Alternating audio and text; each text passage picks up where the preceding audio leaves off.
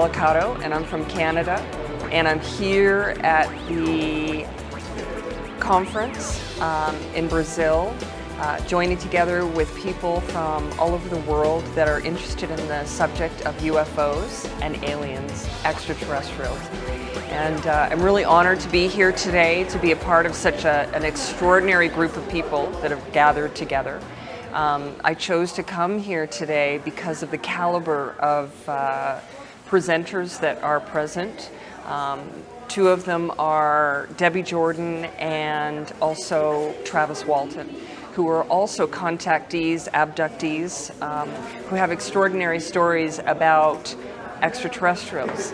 And we were talking just in the last couple of days with people, you know, that I've come into contact with about the big question is really that people ask, and I think ask all the time, is what was this experience like? What happened? And I know that for myself, it's really the only place that I can speak from is what happened to me, and it's been really difficult. Because when I had this experience in 1988, I was taken on board a UFO for 3 hours, and it was a physical contact. And this is very significant because these physical contacts are quite different from people who are having contacts that I believe are astral when they leave the body and then they're having contact with them, or within the dream time, or even in meditations. But when you have physical contact with these extraterrestrials, there is no way that you can come out of that and be the same. You know, for me, I was completely and totally different. And my energy was different. I even looked different when I walked off that craft. I even looked different. So the experience for me has taken years to process and to be comfortable with, and I'm still processing. And I don't think that for the rest of this life that I have here, that will ever stop. It was so profound because being faced with a reality beyond something that was even in my understanding or imagination at that time has the ability to really shake a person to the core of their being.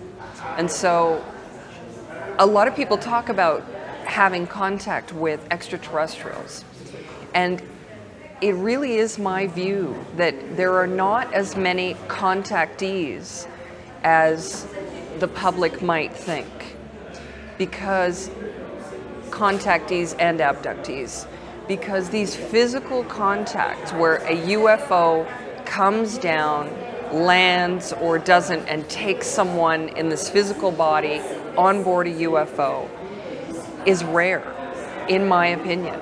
It was at night. This contact happened at night. It was while I was driving down a highway in British Columbia, Canada. There were 3 other adults and a child in the car with us, and we were followed by these big round balls of light. And originally we were thinking that it was a big vehicle of some kind that was following us. And we ended up having this go on for hours and hours. And eventually, which we were unaware of, myself and my friend who were in the back seat because we were sleeping. So when we woke up and we changed drivers, my friend was driving and I became the passenger. The 2 people went in the back seat. It happened again for another couple of hours. These lights followed us. And every time the lights came up behind us, the radio would come on to a really strange radio station that was absolutely, you know, no way, it was not normal at that time to get that radio station, because it was from really far in the south in the United States that this radio program was coming on. Spoken through the radio, yes. Yes, it was just strange. It was like an antenna was put on the car or something, and this radio station would come on. And then through that, after a couple of hours, we were getting concerned as to why these lights would keep following back and disappearing, and then all of a sudden it was like they reappeared again.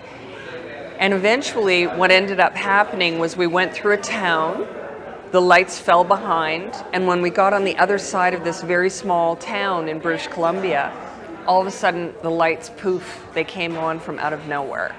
And when they came on from out of nowhere, I screamed at my friend to pull over the car. And then I thought, what am I saying? Why am I saying that? And then she said, pull over the car right now. It's not you they want, it's me. I didn't even feel that. I didn't even think about it. But looking back, I realized that I'd had some very profound visions and dreams in the weeks before this took place. And just before I was in the car sleeping, I had what I thought was a dream, where this man and woman, they appeared to be humanoid, came to me in this dream, and they said, do not be afraid, we are coming for you soon. So the next, couple hours later, I'm screaming at my friend, pull over the car, it's not you they want, it's me. So I got out of we stopped the car, and all of my friends stopped moving. And it was like being frozen. And then everywhere there was light in every direction around me, even like from under the car it seemed. And when I looked behind the car, there was the big balls of light just hovering, just sitting there. And then when I turned to the front of the car again, on the road, I saw a UFO. And it was sort of misty almost in front of the car. And then these very short beings walked over to me with round gray eyes. And I could hear them in my head talking to me saying, do not be afraid, we will not harm you. Do not be afraid. Get out of the car, step out of the car. Do not be afraid, we will not harm you. And I watched myself getting out of the car. And they came over and they took me by the hand and walked me down the road. And on the left-hand side, there was a massive UFO that was sitting there.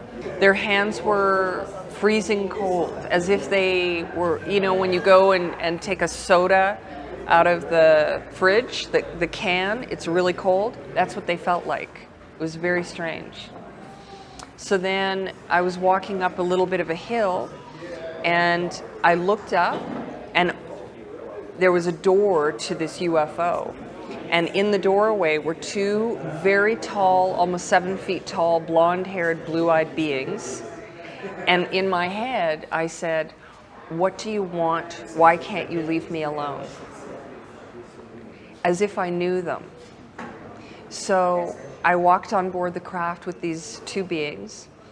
And I was there for 3 hours. It took me some time to realize exactly how long, but I figured it out, 3 hours that I was gone. And they gave me, while I was with them, they put me in a chair that was made what looked like from light. And a screen came up in front of me and images were shown to me. And during that time, all of those images, I had telepathy going into me as well, telling me what all of them were. But what was interesting about this was that many of the things that they showed me, it was not as though you're watching a television and you're separated from it. It was as if they showed me something and I experienced it. Like I had that experience. They gave me that experience. Everything was new. They talked about the history of humanity. They talked about possible futures of this world. They talked about warnings. They gave me warnings for humanity. For the future. They shared with me physics, astrophysics. They shared spiritual understanding. They talked about the different dimensional worlds and how they interact with one another, just in very basics. But those basics here in this world become something that is profound and sometimes undescribable.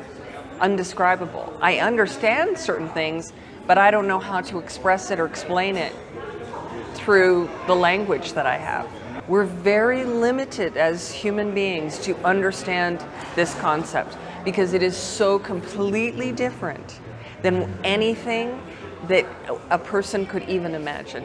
It is more vast, it is more complicated and complex than anything that we could even imagine. I'm asked often about what star or what the name of these beings are, and I call these beings the tall blondes. Now, this deserves some explanation because it's a very important point for me. When people talk about, when they ask where are these beings from, I never want to answer that question because there's so many people in the world right now that are talking about extraterrestrials and alien contacts, that they've talked about the tall blondes, the Nordics, the Andromedans, from every star system. Reptilians, everything. And what happens is, if I were to say, oh, they're from this star system, then humans, it's a natural reaction that all the information that other people have talked about, when people talk about if they're from a particular star system, then they assume that all of the information that all of these other people that in the public have talked about and brought forward from that star system becomes what I've experienced, and that's not true. And it's very difficult in this phenomenon to find the truth because of that. Because people that are in the public that are talking about having contact are doing it without bringing enough clarity for the public to really be educated in the right way, with absolute truth and clarity and without sensationalizing things. Because this subject matter for me should never be sensationalized. It should never be made into something that's so casual that you can just say, oh yeah, I've had contact, I have contact every day. Because it is a profound aspect of life between these beings and humanity. And it is not something that's simple. So through my experiences of having this physical contact, and then even today for me still having the telepathic contact through my dreams and my meditations, I seek to find other people who really understand what these contacts mean. And it is difficult to find people. And at this conference, the level of professionalism and the seriousness of the subject matter and this truly seeking answers, not just information, and this is a key, is we have to understand that we're not looking to find more information, we're looking to find answers. This is important for people to understand. When I was with these beings, they showed me a possible future that was so, even today, it's still very hard for me to think about because it was so horrible. And they said to me, we have the potential to change this, to stop this from happening, but it's up to us. And so we do have the possible future that is protecting the natural world, that is protecting human life, that is protecting the natural elements like the water and the air. But it's up to us to become responsible in our daily lives as an individual. And as that individual, it continues to spiral out and affect the rest of the world. So do we have hope? Absolutely we have hope. We do have a chance. But we have to do this together, and we have to understand that we must act now. There's no more time to wait. This is what the main message of these tall blondes is about spiritually understanding who we are, remembering who we are, becoming responsible, and protecting life for the future. These particular beings the tall blondes, I call them actually the great ancestors. And the reason that I call them the great ancestors is because in this experience on board the UFO in 1988, they showed me a history of the development of humanity. So the history of humanity was shared with me when I was on board the UFO, and it's a fascinating history because what they said was these tall blondes have been part of the history of the world, first of all. They were here when the world was in formation, and they helped to seed the planet with life. And that means that they had a part in seeding it with the plants, the animals, everything. So they had 4 worlds that they've had so far here. The first world was the world where everything was left to evolve all on its own. And really basic life forms came up, like cells and things like worms and the earth, these very simple basic life forms.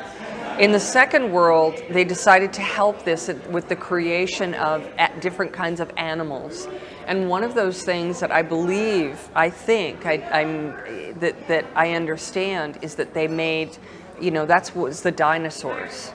That was the time of the dinosaurs. Because what they said was they made these animals to evolve and to see where they would grow and what they would become, but they never became conscious. So that world was started over again, okay? Then in the third world, they decided to give a life form that had more consciousness between what we know or what we think of as the universe, which is everything in life, really. It's a word form. I don't know how to explain it. And us being here on this earth. And when they did that, the body form was that of a man and a woman, but we had such a connection to all of the information of the knowledge, and it was too much for us as life forms, and we became very irresponsible. So there was the potential that we were going to destroy the planet with the technologies that we had, and also through genetic changes to ourselves as well, and to the life that was around us. So again, they had to start over. And then we became the fourth world. In the fourth world, which is where we are right now, and moving into the fifth world, in the fourth world, we have people who have an understanding that we are human, living the existence here to have the experiences that are here, to enjoy the flowers, to enjoy the trees and the sun and the stars and the water, and to just enjoy and take that in, to have that experience. But we've changed that, and that's where our problem is. We've changed it so that we've become materialistic again, so that we're doing the genetic modifications, that we're changing the life around us. So we have these two things struggling to find the balance between the two of them. And this is in direct relation to these tall blondes, because I understand that they have a role in being the caretakers of this earth and the caretakers of humanity. So they interact with humanity on more than one level. They come to us in the dreams. On a planetary level, they will come in dreams and help to educate slowly the spiritual aspects of who we are, and bringing back the remembering slowly enough, like children being raised to have responsibility and understanding. So with this awakening of the spiritual part of people today, it is in relation, in my view, to these beings and to God and to all of the life that exists in the other dimensions as well. So they did have a role in creating a physical, housing for us, but they are not God, and they did not create us. We were created by the ultimate God, in what I call the God source, the God particle, the God self, where each one of us began, and that is the souls of each person that's here. So the creation of the physical body may have been created by them, but they are not our gods in any way, shape, or form. They work together. And I actually asked them that question. I said, when I was on with them in 1988, I said, are you God? And they said, no. I said, do you know God? And they said something like, we seek to know God as you seek to know God. For us, we understand more of what God is than human beings, but we are the same as you, that we continue to grow in our understanding of God as well. Very interesting that they said that also. I have never had an experience with a mermaid, so I really would prefer to not make any comment. But what I would say is that that evolution itself when we think of it in our terms of time, which is not really existing, but it is existing.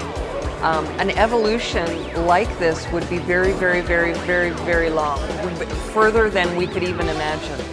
So there are shifts in the creation of different animals, of different, even us as human beings, our DNA is changing, and new children that are being born into the world right now have different strands of DNA.